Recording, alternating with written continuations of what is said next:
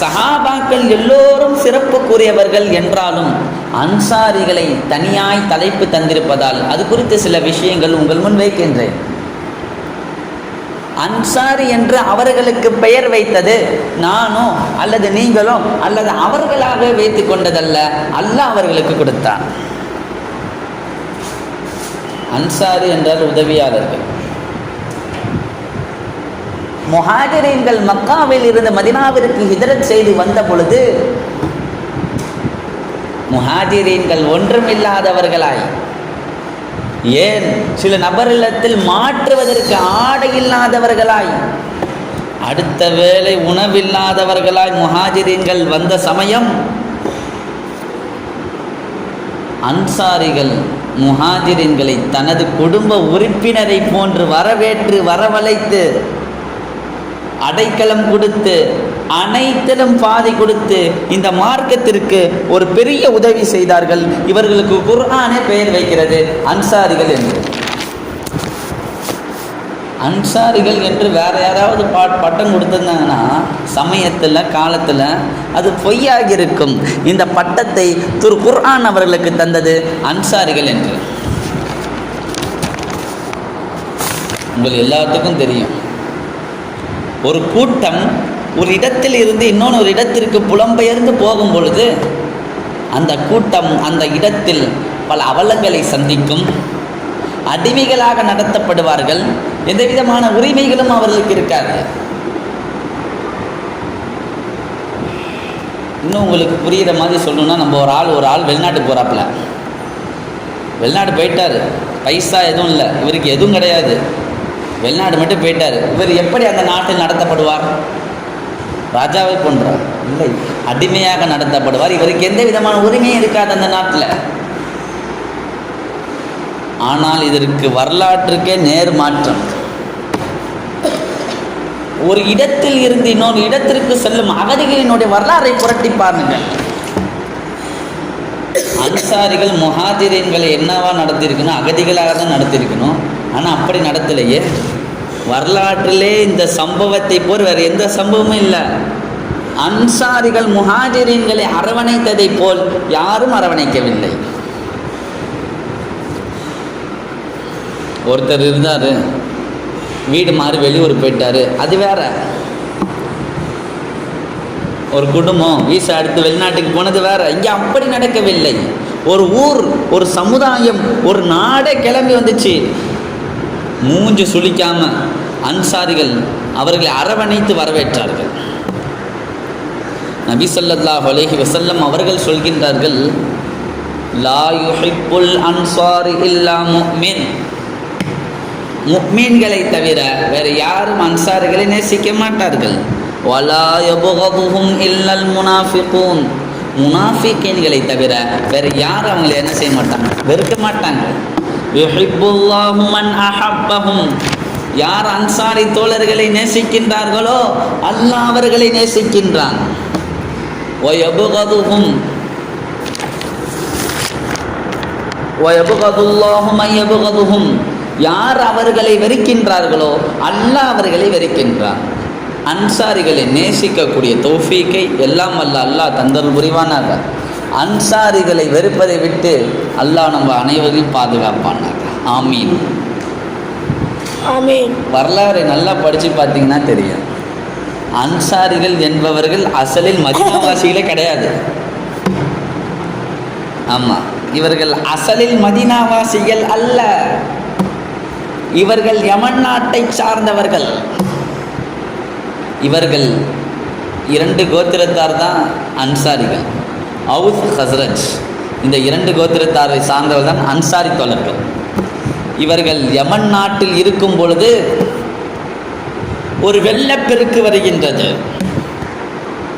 அந்த வெள்ளப்பெருக்கிற்கு பிறகு ஒரு ஜோசியக்காரன் வரான், வந்து சொல்கிறான், இங்கே யாரும் இருக்காதீங்க, இங்கே இருந்தீங்கன்னா உங்கள் உயிருக்கு ஆபத்து, எல்லாமே இந்த ஊரை விட்டு ஓடிடுங்க அப்படின்னு சொல்லியிருந்தான் அந்த ஜோசியக்காரன். அந்த நேரத்தில் யமன் நாட்டில் இருந்த மக்கள் அனைவரும் ஒரு ஊருக்கா செல்றாங்க. அப்படி அவுஸும் ஹஸ்ரஜும் கிளம்பி இவர்கள் கிளம்பி யஸ்ரிபுக்கு வருகை தருகிறார்கள். யஸ்ரிபுக்கு எஸ்ரிப்னா என்ன ஊர் தெரியுதா? மதீனாவினுடைய முன்னாள் பெயர் தான் எஸ்ரிப். குர்ஆனும் ஹதீஸும் அந்த ஊருக்கு கொடுக்கக்கூடிய பேர் மதீனா.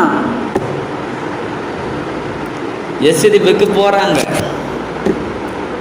நுழைவாயில்ல விசாரிக்கப்படுகிறார்கள். நீங்கள்லாம் யார், எதற்காக இங்கே வருகை தருகிறீர்கள் என்றெல்லாம் கேட்கின்றார்கள். சொல்கின்றார்கள், இவர்கள் ஹவுஸுகள், இவர்கள் ஹசரத். இவர்கள் ஹவுஸ், இவர்கள் ஹசரத். நாங்கள் 2 பேரும் ஒரே தந்தையினுடைய வழி தோன்றங்களில் வரோம். நாங்கள் அங்காளி பங்காளிங்க என்று சொல்கின்றார்கள். அப்போ யூதர்களுடைய கையில் எஸ்ரிப் வந்துட்டு இருந்துச்சு. எஸ்ரிப் இருந்துச்சு. அதனால் அந்த யூதனுடைய தலைவன் சொல்கிறான், எப்படி யோசிக்கிறான்னு பாருங்கள். இந்த இடத்துல நீங்கள் இங்கே உள்ளே வர்றதுக்கு எந்த விதமான ஆட்சேபனமும் இல்லை. ஆனால் நாங்கள் சொல்லக்கூடிய ஒரு விஷயத்தை நீங்கள் செய்யணும். செஞ்சால் தாராளமாக நீங்கள் எங்களுடைய நாட்டிற்கு நீங்கள் தங்கலாம், இருக்கலாம் அப்படின்னு சொல்கிறாங்க. சரி, அது என்ன நிபந்தனை, என்ன செய்ய சொல்கிறாருன்னா, அந்த யூத தலைவன், உங்களில் ஒரு பெண் மக்களுக்கு, உங்களினுடைய பெண் மக்கள் ஒரு ஆளுக்கு நீங்கள் திருமணம் செய்து கொடுப்பீங்கள, அப்பொழுது திருமணம் செய்து கொடுக்கும் பொழுது எங்களுடைய மதத்தினுடைய பாதிரிமார்கள் உடல் உறவு கொண்ட பின்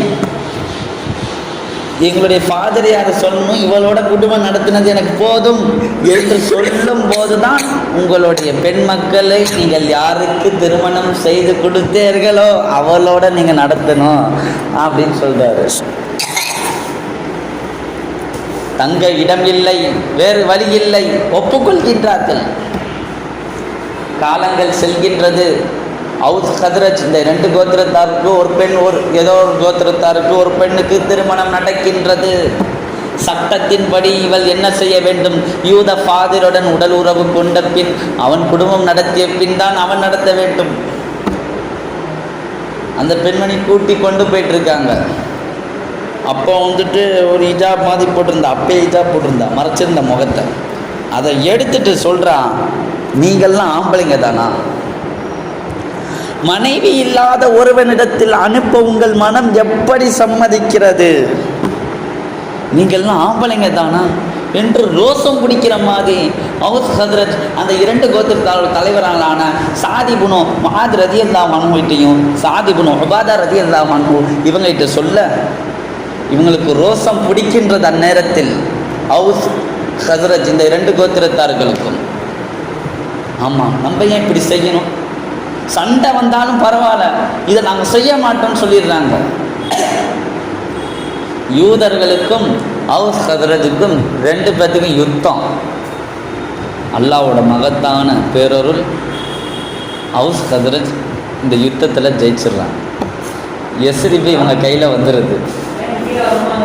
இதுதான் அன்சாரி தோழர்களுடைய முன்னாள் வரலாறு. நபி ஸல்லல்லாஹு அலைஹி வஸல்லம் அவர்கள் சொல்கின்றார்கள், ஸல்லல்லாஹு அலைஹி வஸல்லம் சொல்கின்றார்கள், அலாமத்தல் ஈமானி பில்லாஹி ஹுப்புல் அன்சாரி. அல்லாஹ்வை கொண்டு ஈமான் கொண்டதின் அடையாளம் ஹுப்புல் அன்சாரி, அன்சாரிகளை நேசிப்பது. ஒமன் அலாமாத்தின் நிஃபாக்கி, நிஃபாக்கினுடைய அடையாளங்களில் ஒன்று புகுதுல் அன்சாரி, அன்சாரிகளை வெறுப்பது என்று ஸல்லல்லாஹு அலைஹி வஸல்லம் சொன்னார்கள். அல்லாஹு தஆலா அன்சாரிகளை வெறுப்பதை விட்டு அல்லாஹு தஆலா நம் அனைவரையும் பாதுகாப்பானாக. ஆமீன். உங்கள் கண்முன்னிற்கு தெரியும் பிரபலயமான ஏராளமான சஹாபாக்கள் அன்சாரிகளின் வழித்தோன்றர்கள் தான். பத்ர் யுத்தத்தில் வித்திட்ட சாத் இப்னு முஆத் ரலியல்லாஹு அன்ஹு இவங்க ஒரு அன்சாரி தோழர். நாயகத்தை விண் அளவு புகழ்ந்து அதிலேயே தன்னுடைய உள்ளத்தையும் வயிற்றையும் நிரப்பி அதிலே திருப்தி கண்ட ஹஸன் இப்னு சாபித் ரலியல்லாஹு அன்ஹு இவங்க ஒரு அன்சாரி சஹாபி. தஅல்லமுல் குர்ஆன மின் அர்பஅ, இந்த 4 பேர்கிட்ட இருந்து குர்ஆனை கற்றுக்கோங்கன்னு சொன்னாங்க. அந்த 4 பேர்ல ஒரு ஆள் உபை இப்னு கஅப் ரலியல்லாஹு அன்ஹு, இவர்கள் ஒரு அன்சாரி தோழர் என்று பட்டியலிட்டு கொண்டே போகலாம். போன்ற ஏராளமான அன்சாரி சஹாபாக்களின் சிறப்புகளை சொல்லி கொண்டே போகலாம். அந்த அளவிற்கு எனக்கு காலம் இல்லை. இஸ்லாம் வளர்வதற்கு பெரும் பங்காற்றியவர்கள் அன்சாரிகள் தான். வெறுமன வீடு கொடுத்தார்கள், உணவு கொடுத்தார்கள் என்று சொல்லி அவர்கள் செய்த சேவையை சுருக்கிவிட முடியாது. பத்ருக்கு காரணமே ஒரு அன்சாரி சஹாபி தாங்க, சாத் இப்னு முஆத் ரலியல்லாஹு அன்ஹு. அவர்கள் யா ரசூலல்லாஹ் ரெடின்னு சொன்ன அடுத்து தான் சஹாபாக்களை ரசூலுல்லாஹ் ஸல்லல்லாஹு அலைஹி வஸல்லம் அனுப்புனாங்க. சாத் இப்னு முஆத் ரலியல்லாஹு அன்ஹு அன்சாரி தோழர்னா, இவர்களுடைய ஜனாசாவிற்கு 70,000 மலக்குமார்கள் வருகை தந்தார்கள் என்று நாயகம் கூறுகின்றார்கள். ஸல்லல்லாஹு அலைஹி வஸல்லம் இன்னும் சொன்னாங்க, சாத் இப்னு முஆத் ரலியல்லாஹு அன்ஹு அவங்களுடைய ஜனாசா தொழு வைப்பதற்காக ஸல்லல்லாஹு அலைஹி வஸல்லம் வரும்போது எப்படி வந்தாங்க தெரியுமா? எப்பவும் போல நடந்துலாம் வரல. எப்படி வந்தாங்க தெரியுமா? காலை முழுசாக வைக்கல, ஒரு மாதிரி ஊனி ஊனி நடக்கிறாங்க.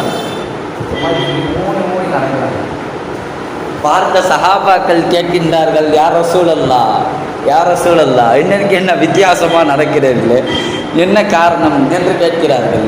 ஒரு மாதிரி என்ன சொல்ல, ஒரு மாதிரி ஊந்தி ஊந்தி நடக்கிறீங்களே, யார் ரசூலல்லாஹ், என்ன காரணம்னு கேட்குறாங்க. அப்போ ஸல்லல்லாஹு அலைஹி வஸல்லம் சொல்கின்றார்கள், சாத் இப்னு முஆத் ரலியல்லாஹு அன்ஹு இவர்களுடைய ஜனாசாவிற்கு நிறைய மலக்குமார்கள் வருகை தந்திருக்கிறார்கள், அவர்களுடைய நெரிசல்ல வர, அதனால தான் அப்படி வரேன்னு சொன்னாங்கங்க.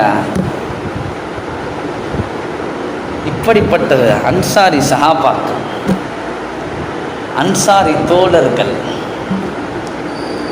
அல்லாஹ் இவர்களை பின்பற்ற சொல்கின்றான். ஒரு தடவை நபி ஸல்லல்லாஹு அலைஹி வஸல்லம் அவருடைய காலகட்டத்தில் கனிமத்து பொருள் கொஞ்சம் அதிகமாக கிடைக்கிது, கோடிக்கணக்கான கனிமத்து பொருள் கிடைக்கிது. அந்த நேரத்தில் அன்சாரி சஹாபாக்களை ரசூலுல்லாஹி ஸல்லல்லாஹு அலைஹி வஸல்லம் கூப்பிடுகின்றார்கள். கூப்பிட்டு சொல்கின்றார்கள், கோடி சொல்கிறாங்க, இங்கே கோடிக்கணக்கான ரூபாய் அளவிற்கு கனிமத்து பொருள் இருக்குது அப்படின்னு சொல்கிறாங்க. இது எல்லாமே நான் முஹாஜிரின்களுக்கு கொடுக்கலாம் இருக்கிறேன் அப்படின்னு சொன்னாங்க. இதில் எந்த விதமான ஆட்சேபனமும் உங்களுக்கு இல்லையா? ஏதாவது உங்களுக்கு தோணுச்சுன்னா நீங்கள் தாராளமாக சொல்லலாம் அப்படின்னு சொல்கிறாங்க ரசூலுல்லாஹ். முஹாஜிரீன்கள் நல்லா யோசிக்கணும் இந்த இடத்துல. அன்சாரிகள் முஹாஜிரீன்களை வீடு கொடுத்து எல்லாம் கொடுத்து, அலி ரலியல்லாஹு அவங்க வீட்டுக்கு போங்க, உமர் ரலியல்லாஹு அவங்க வீட்டில் தங்கிக்கோங்க, அந்த அன்சாரி தோழர் வீட்டில் தங்கிக்கோங்க, நீங்கள் அவர் வீட்டில் தங்கிக்கோங்க. கொஞ்சம் பேர் ஒரு ஆள் இருந்தாலும் அந்த குடும்பம் வந்துச்சு மக்கள். அப்பவும் இடம் கொடுத்தாங்க அன்சாரி தோழர்கள்.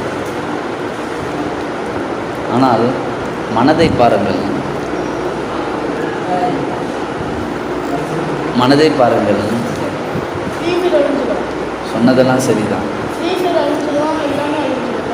ஆனால் ஸல்லல்லாஹு அலைஹி வஸல்லம் சொல்கிறாங்க, ஹரஜூ மின் தியாரிக்கும், உங்களுடைய வீடுகளிலிருந்து அவர்கள் வெளியேறி விடுவார்கள். எங்கே நம்ம வீட்டுக்கு ஒரு 4 சொந்தக்காரங்க வராங்கன்னு வச்சுக்கோங்க, விருந்தாளி வராங்க, ஒரு நாள் இருக்கிறாங்க, 2 நாள் இருக்கிறாங்க, 3 நாள் இருக்கிறாங்க, 4 நாள் இருக்கிறாங்க, அது வேற. 1 மாதம் 1 வருஷம் இருந்தாங்கன்னா எப்படி இருக்கும் யோசிச்சு பாருங்கள். மனுஷனுக்கு வர்றது தானே, ஒரு ஃப்ரீனஸாக இருக்க முடியாது. அவங்க வீட்டில் ஏதாவது பேசுவாங்க, நம்ம வீட்டில் ஏதாவது சொல்லுவாங்க. 1 மாதம் 1 வருடங்கள் எல்லாம் இருந்தார்கள் முஹாஜிரின் அன்சாரிகளுடைய வீட்டுகளில். நல்லா பார்த்துக்கோங்க. ஸல்லல்லாஹு அலைஹி வஸல்லம் சொல்கிறாங்க, ஹரஜூ மின் தியாரிக்கும், உங்கள் வீட்டில் இருந்து என்ன செஞ்சிடுவாங்க, அவங்க வெளியேறிடுவாங்க. அன்சாரி தோழரான 2 சாதுகள், அவுஸ் கூட்டத்தருடைய தலைவருடைய பேர் சாத் இப்னு முஆத், ஹஸ்ரஜுடைய கோத்திரத்தாருடைய தலைவர் சாத் இப்னு உபாதா. 2 சாதும் சொல்கிறாங்க, எந்த விதமான ஆட்சேபனையும் இல்லை யா ரசூலல்லாஹ். ஆனால் ஒரே ஒரு விஷயம், ஒரே ஒரு ரெக்வெஸ்ட், அவங்களுக்கே அந்த கனிமத்து பொருளை கொடுத்துருங்க முஹாஜிரின்களுக்கு. ஆனால் எங்களுடைய வீட்டை விட்டு அவங்க வெளியே போக மாட்டாங்க யா ரசூலல்லாஹ் அப்படின்னு சொன்னாங்க. இதை பார்த்த ஸல்லல்லாஹு அலைஹி வஸல்லம் ஆனந்த கண்ணீர் வடிக்கிறார்கள். ஸல்லல்லாஹு அலைஹி வஸல்லம் கண்ணீர் வடித்த அந்த தருணங்களில் இதுவும் ஒன்று. வரலாற்று ஆசிரியர்கள் பதிவு செய்கின்றார்கள். கண்ணீர் வடித்து துவா செய்கின்றார்கள், யா அல்லாஹ் அன்சாரிகளை நீ பரக்கத் செய்வாயாக, அன்சாரிகளுடைய பேரன்களை பரக்கத் செய்வாயாக, அன்சாருடைய பேரன்மார்களுக்கு பரக்கத் செய்வாயாக என்று துவா செய்தார்கள். இப்படிப்பட்ட அன்சாரி சஹாபாக்களை பின்பற்றக்கூடிய தௌஃபீக்கை எல்லாம் வல்ல அல்லாஹ் நம் அனைவருக்கும் தந்தல் புரிவானாக. அவர்களை நேசிக்கக்கூடிய தௌஃபீக்கை தந்தல் புரிவானாக. அவர்கள் இந்த மார்க்கத்திற்கு உதவி செய்ததை போன்று நாமும் உதவி செய்யக்கூடிய தௌஃபீக்கை தருவானாக. அவர்களை வெறுக்காமல் இருக்கக்கூடிய தௌஃபீக்கை தந்தல் புரிவானாக. அனைத்து அன்சாரி சஹாபாக்களுடைய கபருக்கு ஜியாரத் செய்யக்கூடிய தௌஃபீக்கை எல்லாம் வல்ல அல்லாஹு தஆலா உங்களுக்கும் எனக்கும் தந்து அருள் புரிவானாக என்று நல்ல துஆவுடன் எனது உரையை முடித்துக் கொள்கிறேன். வாய்ப்பளித்த நல்லுள்ளங்களுக்கு நன்றியை தெரிவித்தவனாக. வ ஆகிரு தஅவானா அனில் ஹம்துலில்லாஹி ரப்பில் ஆலமீன். அஸ்ஸலாமு அலைக்கும் வரஹ்மத்துல்லாஹி வபரகாத்துஹு.